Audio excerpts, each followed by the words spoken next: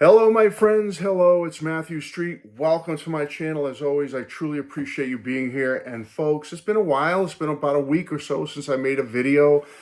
And well, it was a whirlwind with Now and Then and the Red and Blue re-releases. It's just been crazy. And with the Thanksgiving holiday coming and family gathering, it's been really busy. So I did post a Midnight Callers video a couple of days ago. Go check that out.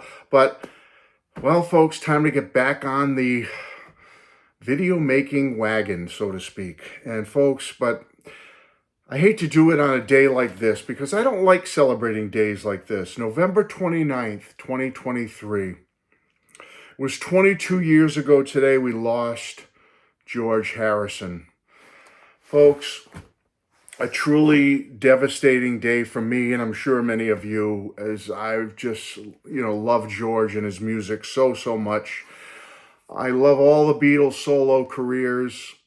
I go back and forth between, what album is my favorite solo album and all that. I love stuff by John. George has put out wonderful stuff. Ringo has put out wonderful stuff. Certainly Paul McCartney has put out wonderful music. But I'd say more often than not, the solo Beatle catalog that resonates with me the most as far as spiritually, that really touches me deep in my soul and in my heart the most would probably be George's. Although, as I said, Paul, John, and Ringo's catalogs, they also touch me in different ways, and I love their music. But George, that spirituality that he carried with him, that gentle nature that he carried with him, and that underlying sense of humor, that dry sense of humor that George always had, and at times that wacky sense of humor that he had just always sat so well with me and sits so well with me. And so I thought today, I don't like celebrating, dates like this, the passing of someone. Certainly, when John was taken from us so tragically and suddenly and so unexpectedly, I don't like celebrating that day, as it were. I'd much rather celebrate his life and his birth. And the same with George. I'd rather celebrate his life, his birth, what he contributed to the world, certainly music-wise. And so what I thought I would do today is, although it is the anniversary of George's passing, and it is a sad day, we wish he was still here with us. We wish for these past 22 years he was still here making music and just showering us with his wisdom and with his thoughts on things. I can only imagine what George would have accomplished over the past 22 years. But I thought I would just go through some of his albums, each of his albums, and just say something positive about each one, because I'm not here to critique or say what album is my least favorite or I don't like this, because there are, you've seen me do rankings before, and there's always albums that you don't care for as much as others. But I thought today I'm going to have something positive to say about every one of George's albums. And so let's start with the first one, as I'm not including electronic sounds or Wonderwall music, but I'm going to start with this one, All Things Must Pass, his first solo album. What can you say about this but nothing but positivity and wonder and joy? It just, the amount of material and outstanding material he put together for this album. I mean, the players that are on this album, his friends, his cohorts, people he loved. This album is just one of the greatest albums ever made. Certainly one of the greatest Beatles solo albums ever produced. It's absolutely fantastic. All Things Must Pass. Living in the Material World.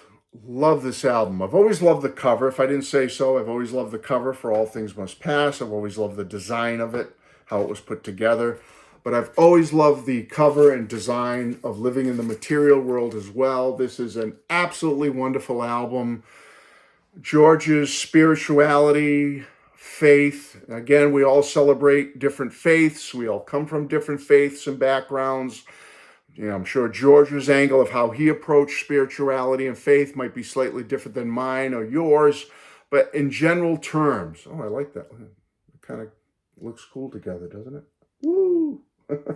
Anyway, we all celebrate faith in different terms, but generally I love the spirituality on this album. the way George expressed it, the underlying tones of it, and in some cases, the straightforward tones of the spirituality and the peace in your life that you can have. I love this album. And, I don't want to go into songs and stuff like that, but let me just say, like, Don't Let Me Wait Too Long is probably like one of my favorite songs on this album because it has that power pop nature, which I love.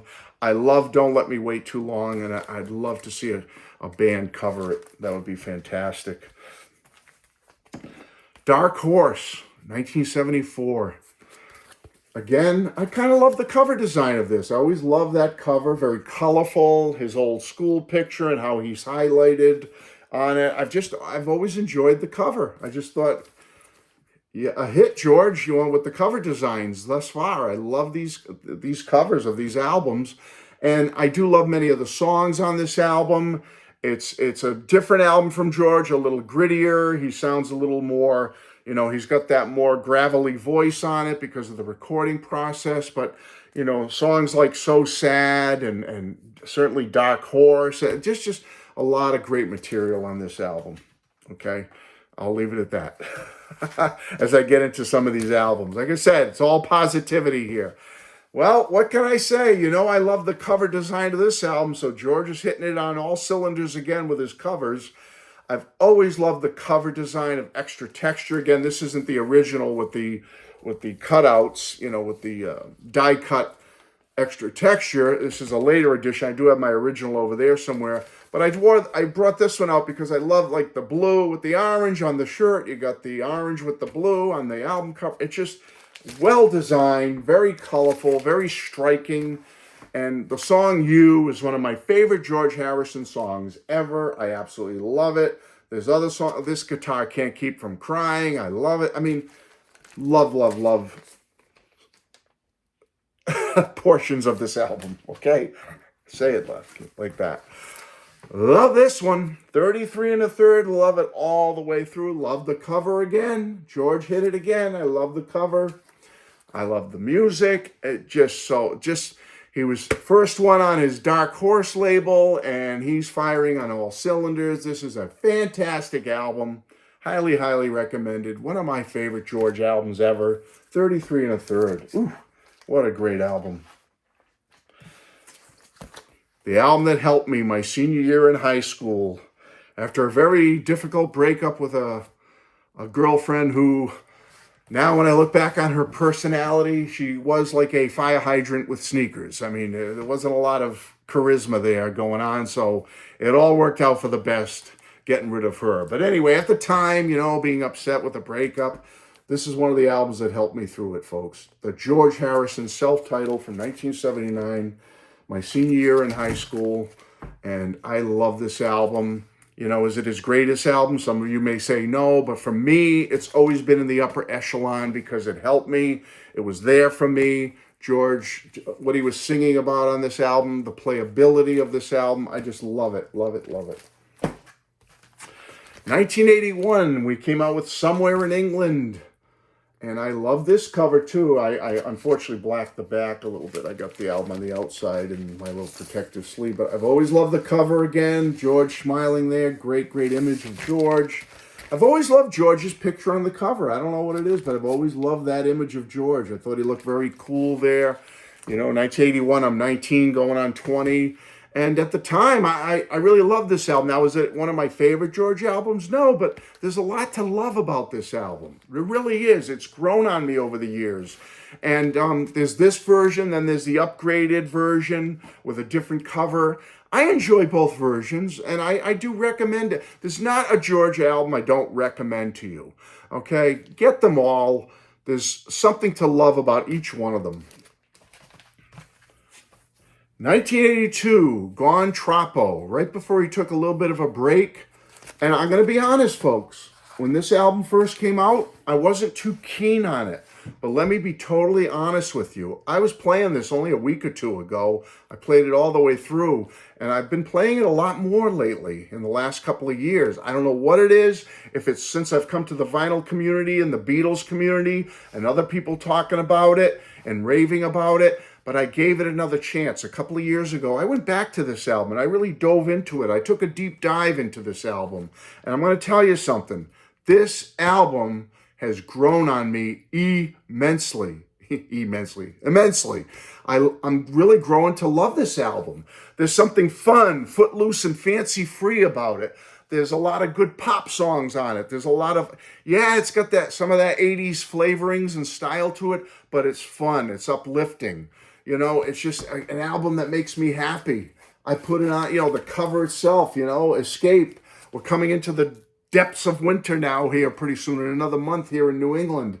And you have this album, and look at that cover. If that's not make you feel bright and sunny and happy. But the music is good on here, folks. There's a lot of good stuff. I really recommend it. I like Going TRPO now.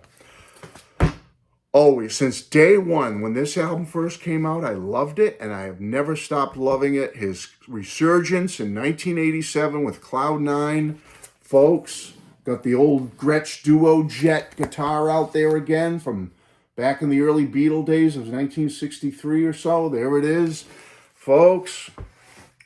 I can't rave about this too much or we'd be here all day.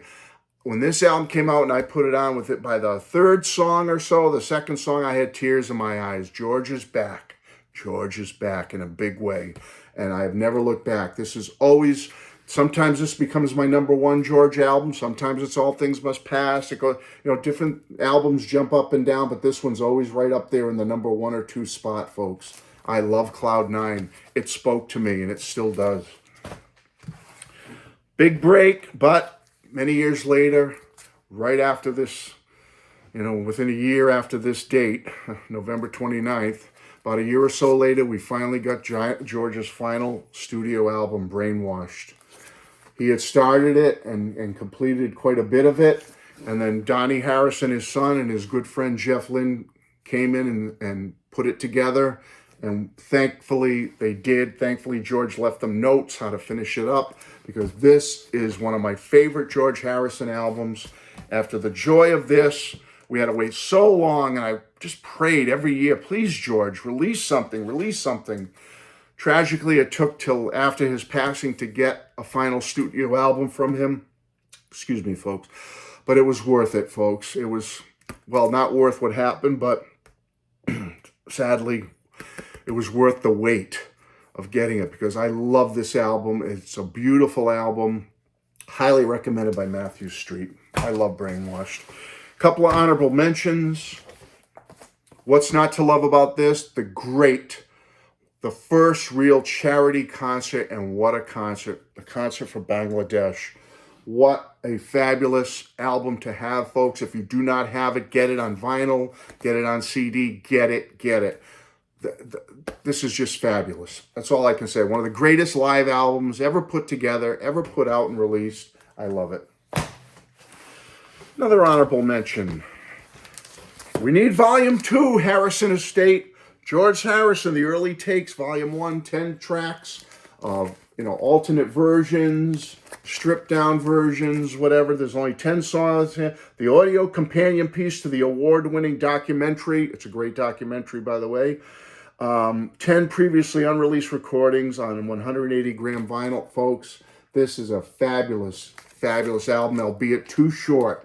Only 10 songs. I wish this was a double album of early takes, Volume 1. And when are we going to get Volume 2? When are we going to get Volume 3? Get this, folks. It's absolutely worth it. And last but not least, well, George didn't leave us with too much live material. You know, you had the concert for Bangladesh, of course, his 1974 North American tour. I hope someday they'll work with that and maybe fix up the tapes a little bit, make it presentable, and release something with his 74 tour. But he didn't do a lot of shows, occasional, you know, show for the Bob Dylan tribute here and there. But his only really extensive tour after the 74 North American tour was this one, the short, I think it was 12 shows or so in Japan in 1991, I believe it was. And we did finally get a release from it. We got this album right here, George Harrison, Live in Japan. Folks, this is an outstanding album. You can see George's image is kind of subdued there, but it's there. I love this album. I mean, it's all we have, folks. We don't have too much live material from George, so I'm happy to have it.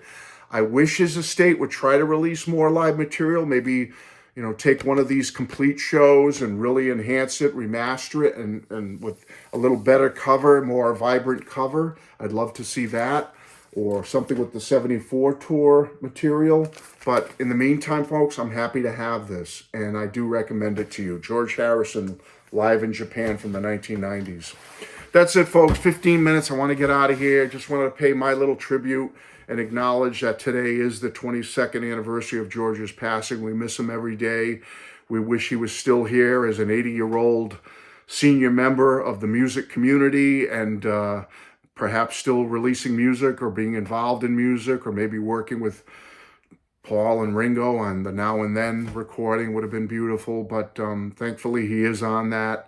And I'm just so happy you're here, and pray for George and his family, and thank you for being here, and bless you all, and have a wonderful holiday season. Take care.